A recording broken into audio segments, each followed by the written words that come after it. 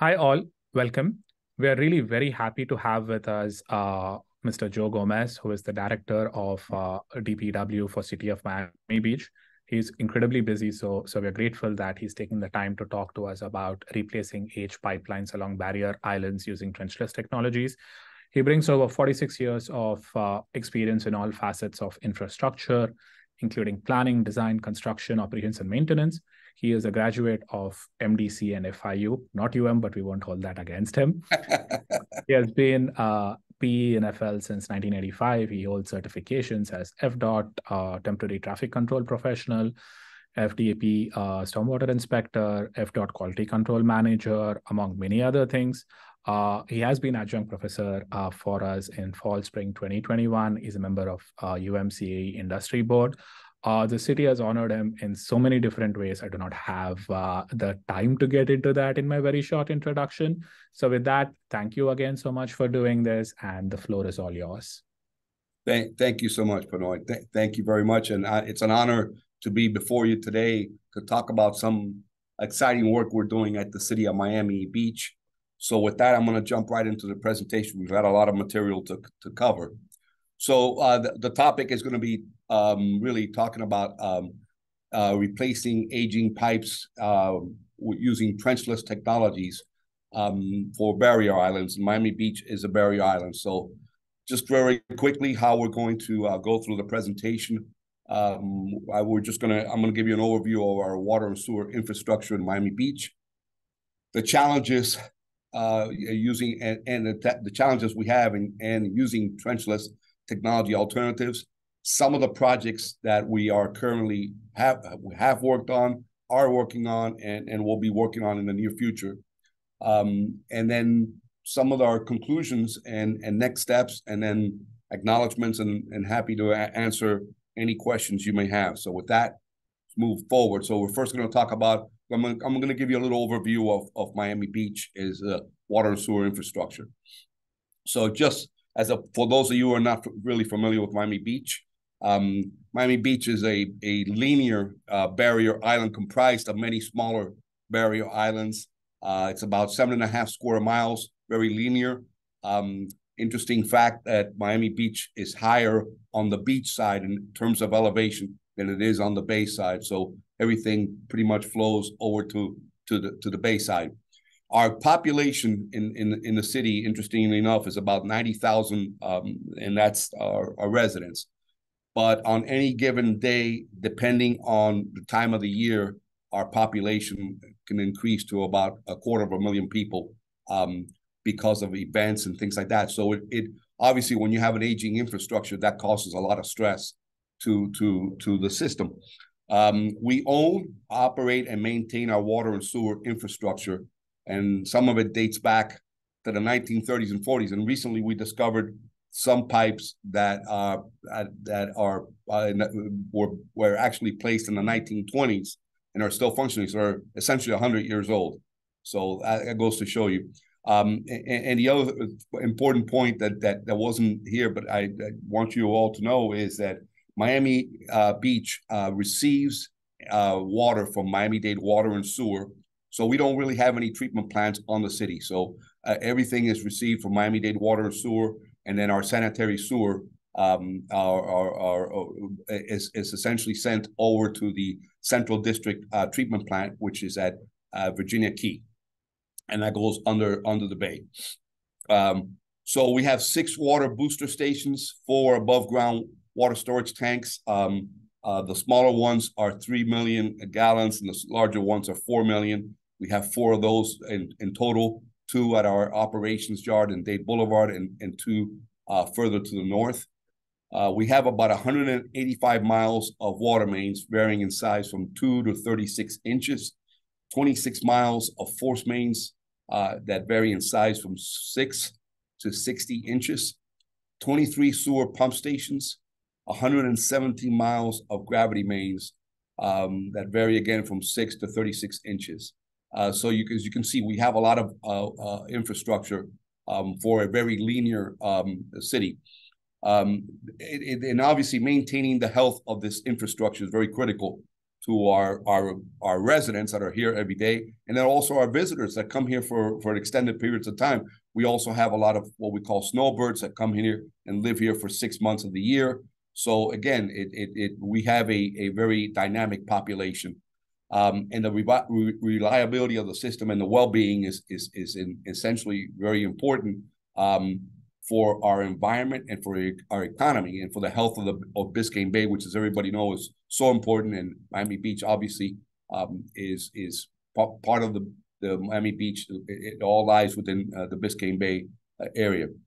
And then compliance with federal, state, and local regulations is critically essential. I believe that Miami-Dade County and Florida have some of the strictest water quality requirements in the United States. So regulations are important both from the local perspective all the way to the federal perspective. So in 2019, we commissioned a study by Hazen and Sawyer to develop a critical needs program for us for our water and sewer infrastructure. And that master plan, developed in 2019 and subsequently approved by the commission in 2020, adopted by the commission, identified $122 million in what we call critical needs. And those critical needs are really part of our not all of the water and sewer infrastructure in terms of replacement, but that part of that infrastructure that's essential to the functioning to be able to function the city and be able to provide our residents clean water and maintain our sewer system operational. So currently we have 75% of those projects are currently underway in some fashion, whether in the planning stage, design stage, or construction. This year, we're going to be towards the end of this year, and then in 2020, early 2024, we are going to be putting out quite a few construction projects. That's part of the backlog that we have. Of course, what we've seen in the past, the post-pandemic world, as everybody knows, has wreaked havoc on our industry in terms of construction costs, logistical delays, and things of that nature. So we've seen costs have skyrocketed, and our critical needs plan now is in terms of cost is probably approaching it's north of 250 million if you take into account the differential in costs and things of that nature. So we're working to address that, and then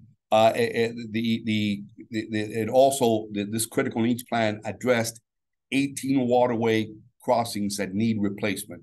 We have a lot of crossing because we have a lot of little barrier islands. A lot of our infrastructure is subaqueous in nature and crosses the bay. So we've got to be able to replace those because a lot of those, as you'll see in the course of the presentation, are very old. And that map right there pretty much gives you a sense of everything that's going on, whether it's water, sewer related, or water and sewer combined projects, that some of them are combined, as you'll see in the presentation.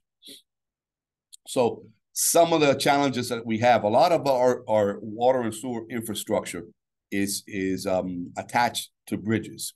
Now, for those of you that are not familiar, the criteria now for designing utilities, particularly projects that are funded with state or federal dollars for bridges, when the bridges are replaced, no longer allow for utilities to be attached to the bridge structure itself.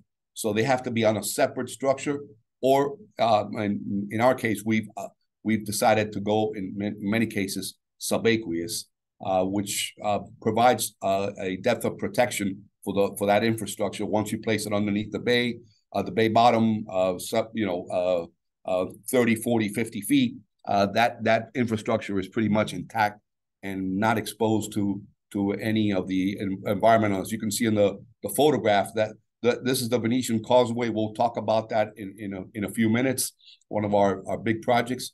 But as you can see, the infrastructure over time, with the very aggressive salt environment that we have in Miami Beach, the ultraviolet rays from the sun itself, all those things contribute, plus the loading, the repeated loads on bridges and all that, the vibration and all that causes damage over time to the infrastructure. So those are the things. We have constraints, geometric constraints, in how to replace these pipes. How do we do that? Some of them are very narrow right-of-ways, meaning that the bridge, the width of the bridge itself, maybe a few feet more, is the right-of-way. So how do you accomplish that to be able to replace those utilities? Some contaminated sites. Miami Beach is not, it's not foreign to having contaminated sites. That's pretty much par for the course in anywhere in South Florida where you can run into that situation.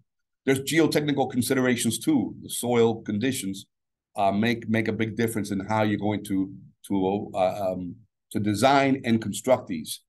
Staging areas, that's very important. Part of a good designer's ability is to be able to not only look at just the design itself, but the construction issues that are going to come. How do you stage for construction? Can you get the construction equipment in there? Things of that nature. And then last but not least, very important, is maintenance of traffic. In a city such as ours, where the arterial system is very limited in terms of being able to access the city, any extensive maintenance of traffic that impacts traffic, especially at given times of the year. We're getting into our busy season now. Our busy season starts in November and ends after the Memorial Day weekend. So half of the year is pretty much what we call our busy season, where we have a lot of activities. Any kind of maintenance of traffic impact can severely constrain traffic and can actually spill over and cause gridlock in other parts of the city.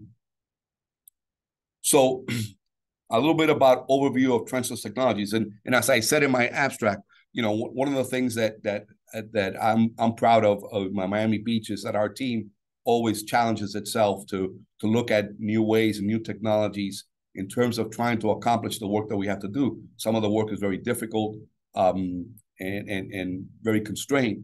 So we've got to be able to think, and I know it's an overused phrase, outside the box, but truthfully, we do have to look outside the box and think about how best to be able to achieve the results that we need to achieve. So with that, we have a toolbox that I like to think of in Miami Beach in terms of how do we work on our infrastructure? How do we replace or repair our infrastructure? Some of it is rehabilitation as opposed to wholesale replacement and things like that. So obviously there's different kinds. So the first and foremost is horizontal directional drilling, or HDD as it's known.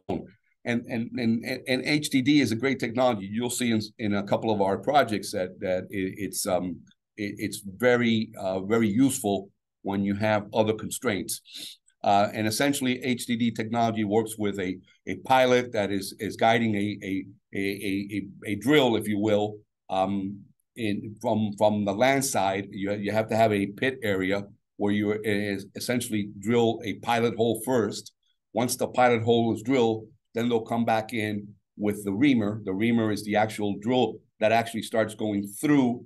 And once that's done, and obviously that requires some sort of drilling fluid. Bentonite is typically used in order to not only open the hole, but also to extract the material that's being drilled. And then the pipe is attached once it's fused, and you have to have an area for lay down to fuse the pipe. Then the pipe is brought through and pulled from one side to the other.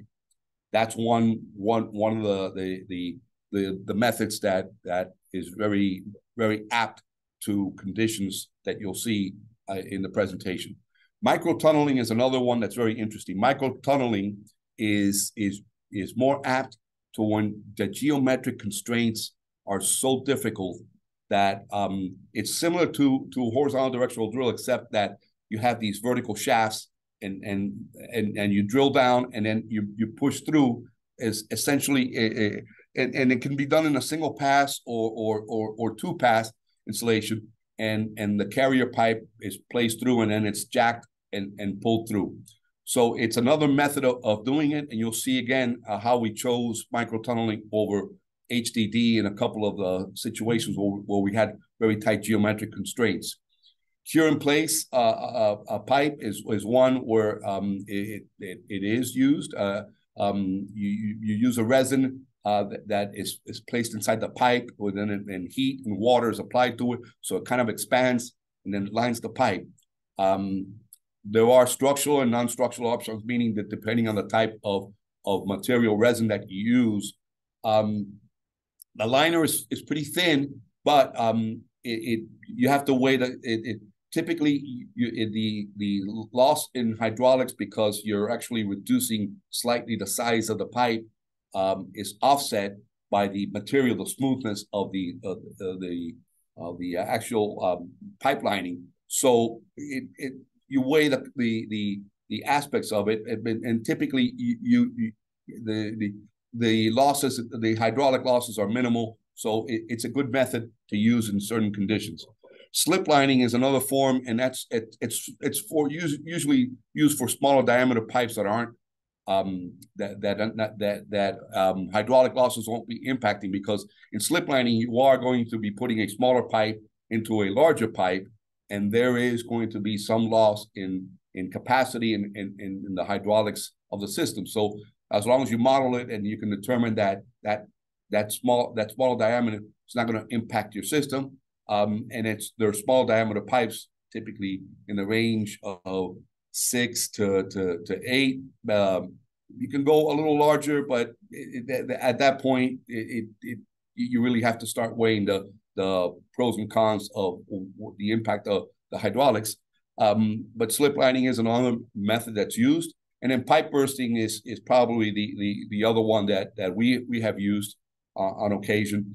And that essentially is driving a conical plug, or a pig as it's known. You drive it through, and as it's passing through, it actually is breaking up the pipe and placing it against the wall of the where the trench is, if you will, and you're essentially pulling and building a new pipe behind it. And that's pipe bursting is good. You have to be very careful that when you're doing the bursting, you don't create a problem with your system downstream. So there are again considerations to be had, but it is an effective method of using.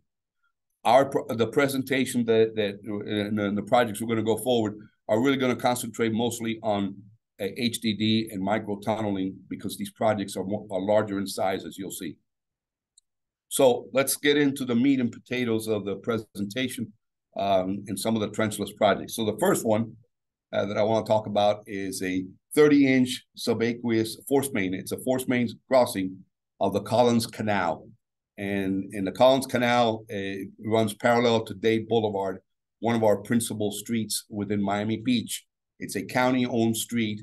The Collins Canal, for all practical purposes, was probably dredged, man-made. It was a man-made canal when Miami Beach was developed back over about 100 years ago, and it is again a canal that carries a lot of flows in the area. So here we had the issues of, we have a Miami Beach High is right across the street from the area where we had to cross over to the Collins Canal. Again, as you can see from the date of this subaqueous crossing was built in 1945.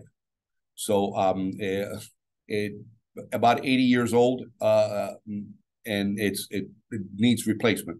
So we looked at different scenarios, and as you can see, and I'm going to pass my cursor, we looked at the options available to us. And if you can see in the legend, we looked at different options, and the geometry is actually key here. So any of these, as you can see, the orange, where we did HDD, different alignments of the HDD, would have an impact to the parking lot for Miami Beach Senior High, because in HDD you have to have a pit where you enter the tunneling machine is actually where the pilot is guiding the pipe through. So you have to have a pit, and that you would have caused a significant type of amount of construction to occur, and and impacts to the school's operation and all that. So we looked at different options, different geometric crossings. And what we determined was that the best option was really to use microtunneling, which would give us a straight shot across. It would minimize the impact to the operations of the school, because again, it's right on the corner where you basically built the shaft, the jacking shaft, and then on the other side is the receiving shaft. And so this is the option. As you can see, we did an analysis. We looked at HDD versus microtunneling, open cut. It was not the cheapest. HDD would have probably ended up being a little cheaper than the microtunnel. But again, in this particular case, we opted for a more robust solution, which minimized impacts to the school's operation and no impacts really to traffic along Dade Boulevard. Again, which, as I said, is one of our principal arterials within Miami Beach. It kind of runs diagonally for a significant stretch of the city. So that was an important consideration. And again, part of these technologies, HDD, microtunneling, the one of the great benefits of them is that the impact to traffic is minimal in terms of MOT and things like that. HDD has some impacts, and you'll see as we move forward, because again, it requires these pits to be built, and then the laydown where you fuse the pipe has to be fused together and then pulled, and that takes up a lot of space. But again, depending on the geometries, it's also very applicable. So this is the solution that we chose for this project, this 30-inch, very important force main for us crossing the Collins Canal. The next one is, well, and here this just shows you a little bit of a blow up. This is, I'm sorry, this, I think I moved one, apologize. Yeah, Collins Canal. Okay. So in this particular case, as you can see, this profile gives you an idea. Here's the Collins Canal, here's Dade Boulevard. It's kind of in reverse. And then the connection. So here you have the two shafts. You see them in dashed. You can see that the shaft, both shafts here. So you micro-tunnel, and then you connect, and you make the connection at the point of the shaft in both directions.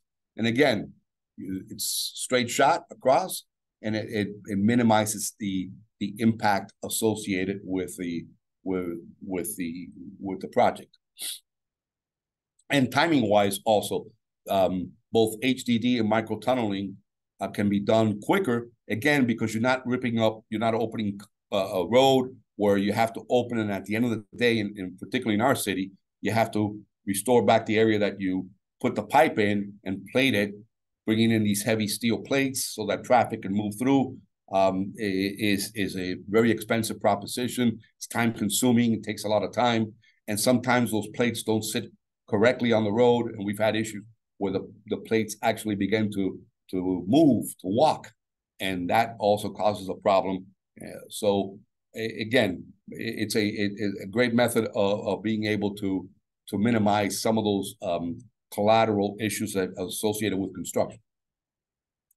The next one, a project, this is two 30-inch force mains that are subaqueous, crossing the Indian Creek Canal.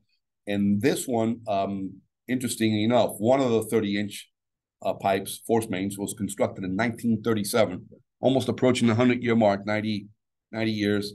And then the other one is 67. Again, pipes that are pretty much seen their useful service expire, particularly again in the aggressive environment that we are in Miami Beach. Our environment is extremely corrosive, and I'll show you an example of a pipe that we took out of Venetian Causeway that's sitting behind me that demonstrates how corrosive our environment is. So in this particular case, again, we looked at different options. We looked at HDD alignment with using 2 drills, obviously because we have 2 force mains, microtunnel alignments, and then a combination of using horizontal directional drill and CIPP, the cured in place pipe, which that could have been a pretty, it was the cheapest option, but again, cost is not always the determining factor. In this particular case, microtunneling would have been more costly, estimated between 4 to 5.6 million, and we went ahead with the HDD option. And as you can see in this graph, this is the alignment. Very important in horizontal directional drill projects, where the geometry is extremely, extremely important, both horizontal and vertical. You've got to be able to, and as you can see here, it may be hard to read, but you've got a radius of about 1,000 feet where the pipe goes down, and it goes down for a significant depth. So you can see this dashed line represents the bottom of the Indian Creek, and we're substantially below that bottom. So we want to be sure that our pipes are very well protected. And also, it's the depth is dictated by the radius where you're going to be pulling up, when you're going to be coming up to connect to the existing pipes. So that determines how deep you're going to go with these pipes. So you can see we looked at different scenarios. The existing force mains were here and dashed. We picked out our new alignments, one moving in this direction, one moving a little further to the north to be able to cross. And then on both sides, you have to have the place for the pits, and then to be able to pull the pipe and then make the connections.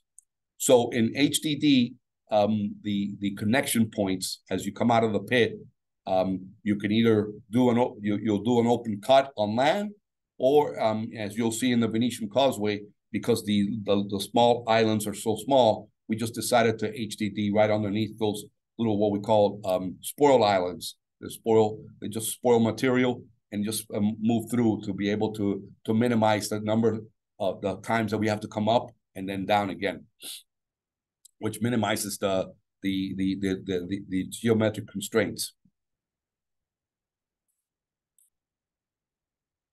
This is a subaqueous crossing from Star Island to Star Island is one of the 3 islands as you come in from the MacArthur Causeway. You have Palm, Hibiscus, and Star Island, very exclusive real estate.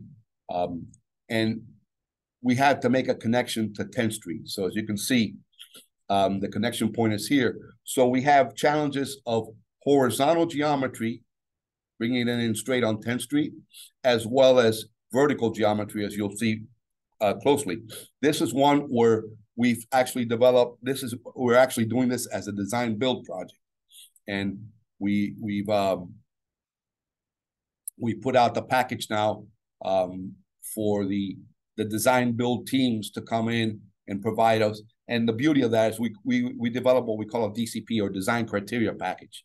And that design criteria package gives guidance to the design build teams. What are the requirements, criteria that they have to follow? What are the constraints? And then based on that, means and methods, who better than contractors to determine what's the best way, which gives them some flexibility. If they see something different, maybe they want to tweak the alignment, that's within the purview. So the design builder has a designer as part of his team that will help them and facilitate this. So as you can see here, couple of challenges that we have. This is on the Star Island side. One of the interesting things is that there's an old water tower on Star Island, which was designated historic by the City of Miami Beach's Historic Preservation Board. So it's something that for us was very important in terms of how we approach and make the connections on this project. So we had to be very mindful of that, as well as constraints on the 10th Street side, and how we lay down the pipe. And then we have pump stations, existing pump stations that, stormwater pump stations, and a gas transmission line that we had to clear. So all these things, and that's probably one of the reasons that we chose a design build method. There was a lot of constraints here that we feel that a contractor is best qualified to make those decisions in terms of means and methods. Again, how best to construct. We do know that it will be an HDD project. Just how he's going to construct that, how he's going to lay down and create his pits, that's really up to the design builder. We also have limited easements, again, on the Star Island side, again, because of the constraint with the water tower. So this gives you a sense of the geometry. There's potential for two different geometric alignments to take. One would pull behind the water tower, and another one would pull in front. The other challenge is the laydown area, what we call a laydown area, where we have to have sufficient room, as you'll see when I show you pictures of the Venetian Causeway, when you're fusing the pipe, putting it together, ready to run it through so that you can pull it on the other side. And that requires sometimes closures because of the length of pipe that you're putting, that you're laying in, that you're putting into the system. You have to have that ability. So in this particular case, we would be fusing at two different locations, and it would more than likely require a closure of Alton Road of 24 to 48 hours. Alton Road is a state road. It is a principal evacuation route. It is the main north, besides Collins Avenue, it is the main north-south connection to the north part of the beach. And so a closure of Alton Road is a significant issue, but again, it's something that would be required. We would have to create a detailed MOT plan on how to reroute traffic for that 24 to 48 hour period. This project, and this gets us into the Venetian Causeway, and this is the precursor to the Venetian Causeway. This is very, very dear to me because I started with the City of Miami Beach in August of 2021. And in September of 2021, and you can look at the number of breaks that we had along Dade Boulevard. We had 3 breaks in the span of a month, 2 a week apart, exactly a week apart. And then the third one was at the end of the month. This one occurred over the Labor Day holiday, so that was significant. And as you can see, the age of the pipe, 1981 is not that old. I mean, you're talking about a pipe that's 40. It's typically good pipe. You know, it should last you 60 to 80 years, and in some cases more if it's well built. But in this particular case, these pipes, again, because of very aggressive environments and perhaps construction methods that were used back then, essentially expired before their useful life. So this map shows you the number of breaks that we had within a very close proximity, which prompted us to declare an emergency and replace the entire stretch of Dade Boulevard, which is the precursor then to getting into and replacing the Venetian Causeway. We'll get to that in a minute. But as you can see, 6 breaks all listed here within the span of in less than a year, we had 6 breaks. So again, we put out a design build project, $2.5 million, and it was bid and constructed in 8 months, in an 8-month time frame. We completed it in the summer of 2022. I'm happy to say 3 months ahead of schedule. We had told everyone that we were going to be finished by early fall, and we were able to finish it in midsummer. So that was significant, and the impacts to traffic were minimal because, again, HDD. And when you have breaks like this, there's another issue that you have to contend with, and that's what we call SSOs, or sanitary sewer overflows.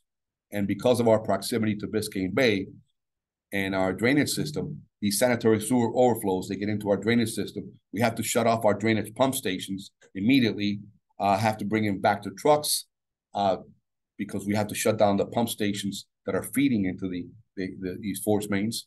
And that is an issue because now we have to bring it back to trucks to be able to offload the effluent that's going into these pump stations that normally will be pumped through the pressurized system.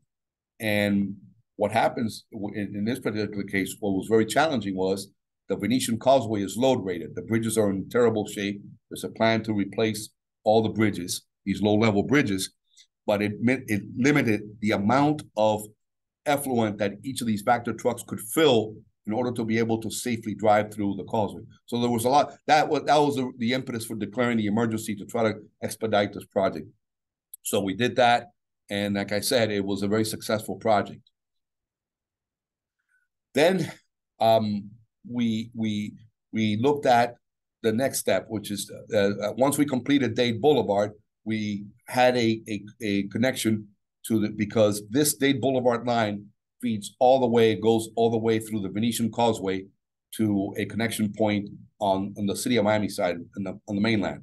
And our water is the same way too. It comes through from the mainland into, this is one of the points that we bring in water and sewer to the city. So it was a significant issue. So this was a separate project, Belle Isle to Dade Boulevard.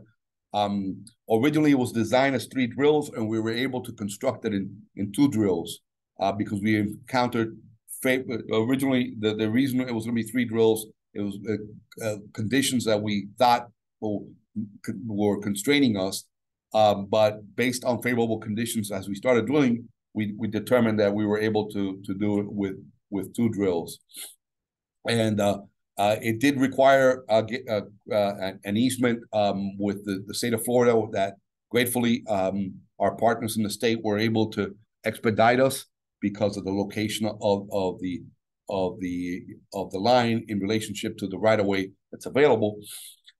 It did cause minimal disruption by the residents, and in fact, our public works staff was recognized by the residents of this very active, the Belle Isle Residents Association, or as we call them, BIRA. They're an extremely active organization. We worked very closely with them in terms of the impacts that they were going to have in terms of traffic and all that. But generally, it worked very well, and good relationship, good lines of communication, and we were able to move that through. So the Venetian Causeway water main and sewer main upgrades, as noted here, it was ranked. Remember, I early on in the presentation talked to you about the critical needs plan. Well, the Venetian Causeway was ranked 1 and 2 in terms of replacement of the water and sewer infrastructure because of the condition. And then you saw the photograph at the very beginning that showed it strapped to the side of the bridge. Those pipes are in deplorable condition. The hangers on the pipes corrode. So once the hangers corrode and fail, the pipe tends to bend. And because these pipes are very rigid over time, and they're older and corroded, any type of deflection causes them to break. Another thing that happens when you make spot repairs, when you have breaks, what you're doing is you're transferring the weak point. You're transferring that because you're putting in a newer pipe. Now you're transferring that to another weak point in the system. So it becomes a domino effect. And if you don't take care of the whole system, eventually you're going to have ruptures further down the line. So again, it was identified. Water main and force mains were all are aerially spanned strapped on both sides of the bridge. The city, the Miami-Dade County has a project to replace all the bridges, these bridges here, that are on the National Register of Historic Places. So there's a project that's coming in 2026 to replace them all in kind. So they're going to look exactly like they're going to be a little wider and just slightly higher, but they're going to have the same look that they were when they were originally built back in the early 1920s. It's a very unique look, a very unique type of construction. So that's part of the. But in discussions with the county, we realized that we could no longer have, because the original project anticipated just replacing the pipes and connected to the bridges. That no longer an option. As I mentioned earlier, the requirement now is you have to have either a separate structure, which would not will look very aesthetically pleasing, or subaqueous. So we decided the best way to do it is to protect our infrastructure to go. So as you can see, this was the first one that did. Then we have HDD4. Then this was expedited, and we completed that in May of 2022, as I mentioned. And then these are the other projects that I'll get to in a minute. Again, some of the conditions, geometric conditions that you'll see, geotechnical considerations, and again, minimizing traffic impacts is very, very important. So here is some of the challenges that we faced, that we do face with the Venetian Causeway. So the bridge replacement, the existing bridges are all on piles. The new bridges will be on drill shafts. There's not going to be any pile driving anymore. They're going to be on drill shafts. So one of the things that we had to work very closely with the county and their designer, working very closely in the team, was where do we, because we're coming first. So we're building our water and sewer force mains in advance of them. So we want to clear our utilities before they knock down these bridges with these old pipes that we're going to decommission once we put our new system in place. And we want to be sure that there's no disruption to service. So one of the issues was, how do we make sure that we put our utilities in subaqueously, but that there is no impact from the drill shaft? So we work very closely with the structural engineers to determine, and in a drill shaft, typically, you're going straight down, but there is an area of deflection that occurs in any time, even when you do pile driving, that you could have it move slightly in one direction or the other. So we determined that there would be a cone of about in a distance of 1 foot 8 inches on each side, that we had to stay away, clear that, just in case that drill shaft slightly moved left or right. Because again, tolerances being what they are, and as good as the operators are, there is sometimes that slight movement. So we had to account for that. So as you can see here, it shows you the location of the water main and the top of the force main. So the water main is slightly higher. It's at minus 55, and the top of the force main is at minus 70. And then the tip of elevation of the drill shaft is at minus 75. And that's based on the design, the structural design that the designers came up with. Now, what I wanted to show you behind me, if you can see, you can't see it. So I think I'll save that for the end of the presentation. After I stop sharing the screen, you'll be able to see the pipe that I have behind me. This was one of the 10-inch force mains that ruptured on the Venetian Causeway, and you'll see the deplorable condition that it's in. So again, this is some of the challenges that we faced. And then critical, again, is the entry and exit points, and how you come out, in and out, determines, again, it's horizontal and vertical geometry, and then horizontal geometry, very important. So you have to make sure that these locations, and that it required a lot of close coordination to maintain, so that when we come in, we're able to make that connection without moving too far or encroaching upon private right-of-way. What we wanted to do was always stay within public right-of-way. Very important. So those separations are critical. And you see the spoil islands here. And we just went ahead and decided, instead of coming up and down, just right through the spoil island until we entered the main island, which is Revo. This is Revo Alta Island here, to make the connection here, this point, and this is Belle Isle. And how we did the traffic for the pits, these are the areas where we had the pits, is that the islands are all kind of oblong shapes. So there's streets on both sides. We were able to route traffic so that the portion of the street that we had closed in one direction or the other, when we were pulling the pipe, we were able to route traffic successfully, and it worked. It worked pretty well. Again, limited traffic. These are very high-end, exclusive homes. So Venetian Causeway will connect you to the mainland. But if you're driving, if you're a resident, your trips are really to either to leave one of the islands or to come to Miami Beach proper, or to go to the city of Miami. So this HDD4 project began in December of 2022. We scheduled it for 12 months at a cost of $5.4 million, and essentially 2,200 linear feet of 36-inch water main and 2,200 linear feet of 12-inch sewer main with 2 horizontal directional drills. Here's a photograph of the fused pipe. Here's the pit, as you can see, and as the pipe is being pulled in through the pits. So you've got to have a lot of room to be able to lay as you fuse the pipe. So some of the challenges we face, again, as I mentioned earlier, the bridges are all load rated because they're in such poor structural condition. Maintenance of traffic, the challenges in circulating traffic through residential areas on each of these islands, but it worked very well. The reaming operations and how the reamer, once you drill the pilot hole, then the reamer will come in and actually start drilling the actual physical hole where you're going to pull the pipe through, and then monitoring pressures, because again, the bentonite, the drilling fluid is all under pressure, and you'll see in a minute some of the problems that we faced on this project. So while we were performing the reaming operations for the 24-inch, reamer broke. It hit something, it broke. The reamer, again, is like the front of the drill bit, if you will. It broke. The contractor tried to extract it, but it was lost within the hole. We couldn't retrieve it.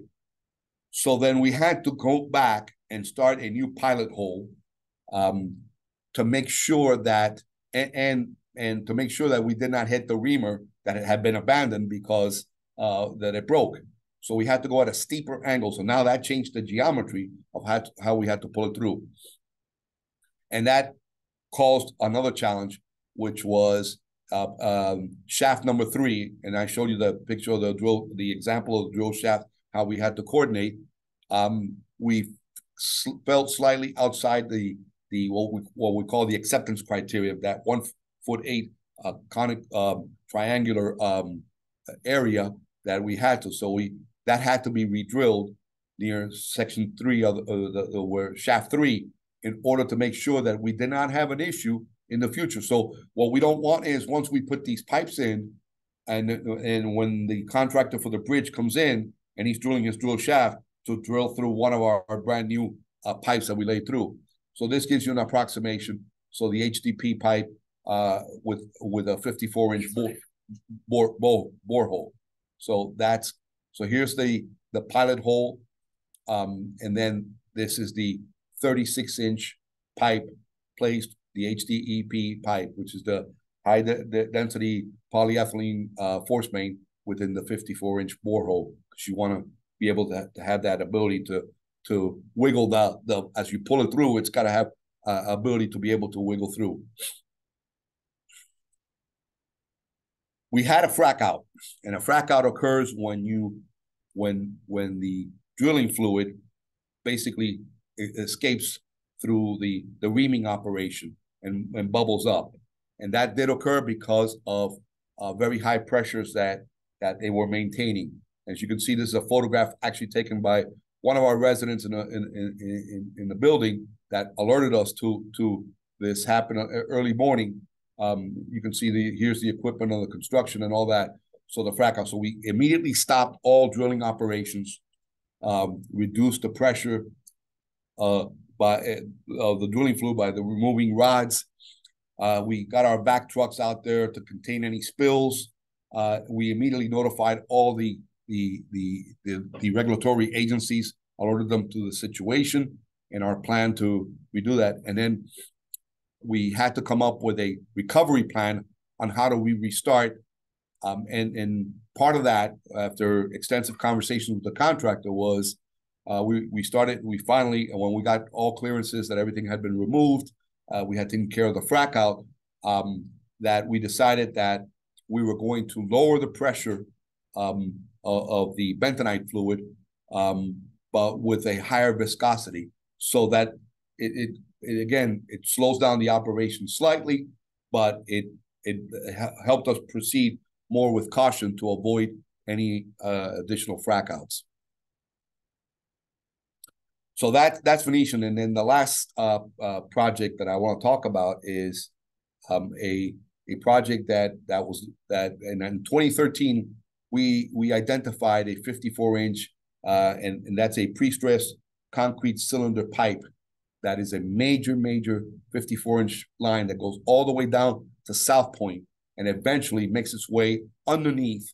This is one of the critical lines that takes all of our effluent, eventually makes its way through and goes under the bay to Miami-Dade Water Sewer Central District Plant at Virginia Key. So you can imagine how critical this line is. And it's a pre-stressed concrete cylinder pipe. And for those of you who are not familiar, pre-stressed concrete cylinder pipe it's a thin steel pipe with a wire mesh and then with a concrete core that basically surrounds the cylinder pipe. And then sometimes it'll be coated with mortar. We did an assessment and we determined that there were significant structural issues. So this at that time, this pipe here, the redundant pipe, did not exist. So we felt at that point, the city felt that any kind of failure on this 54-inch would be catastrophic. The consequences to this rupturing would not only affect the city of Miami Beach and its residents, but we also provide service to 3 sister cities to the north of us: the town of Surfside, the village of Bal Harbor, and the town of Bay Harbor. All of those come into our system, and they eventually make their way south. So we provide that service to them. We provide water for them, and their sewer comes through us. This would have been catastrophic. So a design-build project was initiated to build a redundant 54-inch force main, and that was done, again, HDPE, and it was HDD. So we had 4,600 feet of horizontal directional drilling, and then 700 feet of open cut. And again, that part of that was the pit, and then the connection points. And gratefully, it was built in time because in 2019, this pipe suffered a break. And if it had not been for this redundant pipe where we were able to shut off the flows right here and shut it off right at this point here and move it to the redundant side, it could have been catastrophic for the city of Miami Beach. So kudos to my predecessors who were here before, because that, the foresight is everything in this business, and they had the foresight to make sure that pipe was that we had redundancy. And redundancy is key to a healthy water and sewer infrastructure. Is to have redundancy everywhere to be able to make quick changes to your system whenever a break occurs, because breaks will occur. So some of the construction challenges in general, when you talk about these technologies, pipe pulls, how many pipe pulls you have to do, that again, the space that's required for the site constraints, where you have limited space. So if you only have a certain number of feet where you can lay down the pipe to fuse it together, that means it'll take longer, because as you pull, then you're going to end up putting other lengths of pipe in, bringing them to the site, fusing it, and then pulling, as opposed to if you have a longer area where you can lay down the pipe, fuse it, and pull it, and minimize the number of pulls. So site constraints, again, everything from from properties adjacent to the construction. MOT, very important. Not only the vehicular MOT, but also pedestrian. We also have a very high bicycle community in Miami Beach, very active bicycle community. So those are the things that you have to look at and how you're going to account for that. Construction noise and vibration, obviously, that is key in any project. We had to make certain concessions with particularly with Belle Isle residents association in terms of because even in HDD operation, there is going to be some noise with the equipment. So that, folks don't want to wake up on a Saturday morning. We did do some Saturday work, but we notified them early in advance and let them know that in order to expedite, and they were willing to work with us to get us out of there sooner rather than later. And that's key also, is communicating what you're trying to accomplish to the residents. The management of the drill fluid, very, very important, and monitoring those pressures, very critical. As noted in our project before, we had that frac out, and so we've lessons learned. We make sure that in our contract documents and all that, that's part of the contractor's requirement, is that there's very close monitoring of those fluid, the pressures, because we don't, and again, very sensitive environment that we're in, we don't want to have frac outs. So very, very important in controlling the pressures. So conclusions and next steps. I think, and I always say that, Miami Beach in many aspects has been on the cutting edge, whether it's sea level, dealing with sea level rise through our aggressive neighborhood improvement program, and how we're addressing resiliency as a whole. I think Miami Beach is really been on the forefront of that. But what we've determined is that, HDD projects, the schedule is relatively fast. It lowers the implementation costs. Obviously, whenever you don't have to open cut and restore and have all these MOT impacts, that will reduce the cost of the project, and it reduces the impacts of the community. Out of sight, out of mind. If the community only sees certain aspects of the construction work, they don't know that thing is drilling through and all that. It minimizes that angst that people have when there's construction projects and they have this huge open trench and they see these pipes and all that. Very key is close coordination with your consulting team, with your contractors, and with the regulators and government agencies is key. Partnerships, and we believe very close, and we're working very closely with regulatory agencies, and all our partners. Miami-Dade County is a partner with us. The Florida Department of Transportation is a partner with us, so we work very closely with our sister agencies to make sure that everybody understands what the project is and what the impacts are to them.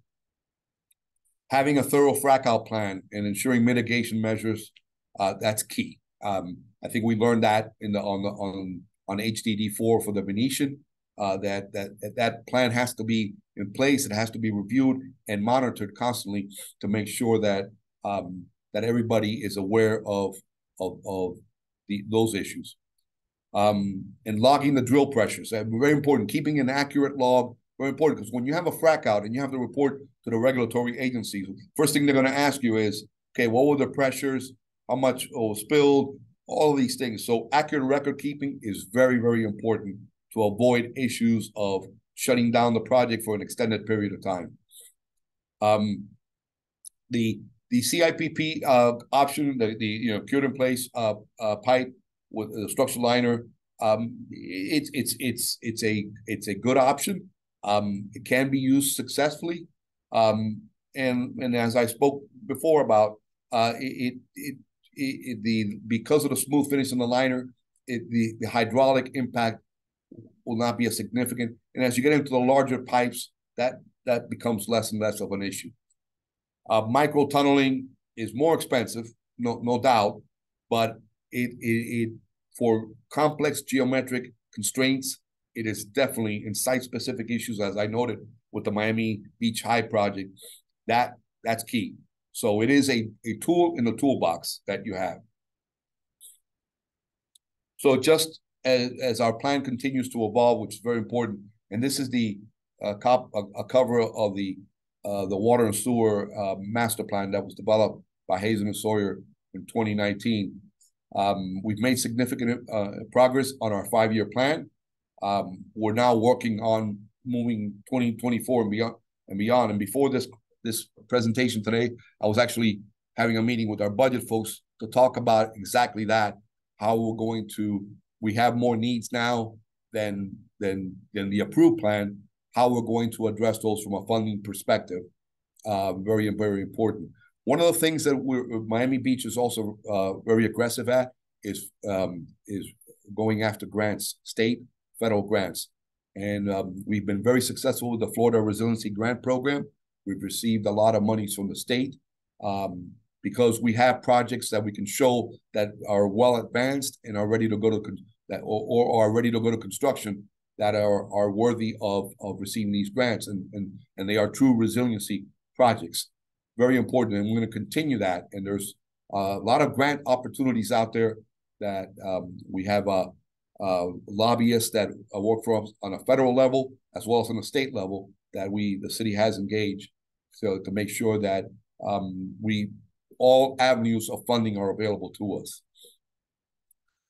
Construction materials and costs continue to escalate, and that's a given.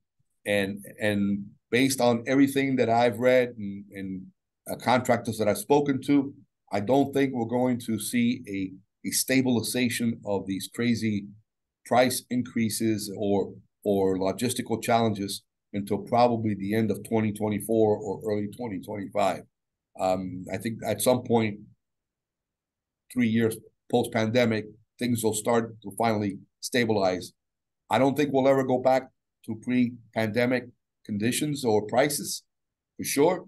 You know, inflation is inflation, but I do think at some point the supply and demand and all that will begin to stabilize the market. But right now we're still dealing with significant escalation of construction costs. And then implementing the master plan is important because we want to avoid those SSOs, so sanitary sewer overflows, which are detrimental to our quality of life and to the public health and safety issues. Costs, obviously, emergency repair costs. Whenever you have an emergency like that first declared emergency that I spoke about on Dade Boulevard, well, that money came from somewhere. It came from the water and sewer critical needs. We had to advance that money. So that kind of takes another project that was scheduled online to move further down the list, because again, you have to deal with the emergency. There's only so much funds available at any given time, so you have to deal with that. And recognizing the impact to our residents, our local businesses, and tourism. You know, Miami Beach is number one economic engine is tourism. I mean, we are a global destination, so we've got to be able to maintain that, and that's how our city thrives. So with that, I just want to first and foremost say thank you. I want to acknowledge quite a few folks that Cristina Ortega, our city engineer, Giancarlo Pena, our assistant city engineer, and Mariana Herrera, our former assistant operations director. They originally presented this to the Florida Water Resources Conference back I think it was early this year, actually. It's early this year where they made this presentation. So they did the bulk of the lion's share of this presentation. Other key folks, Teresa Kamraj and Omar Mendoza, who have been instrumental in working on some of these projects. Our consultants, we have some excellent consultants, AECOM, Lucis, Hazen and Sawyer, CHA. They've all been instrumental. And let's face it, consultants are an extension of our staff. We have a limited staff, so they're key. And then having really good contractors. And Amici and DMSI are both excellent contractors who have specialized in techniques such as the ones that I discussed earlier in the presentation. So we're grateful that we have very good contractors working with us. So with that, that concludes my presentation. I did want to share, so I'm going to stop sharing for a second. And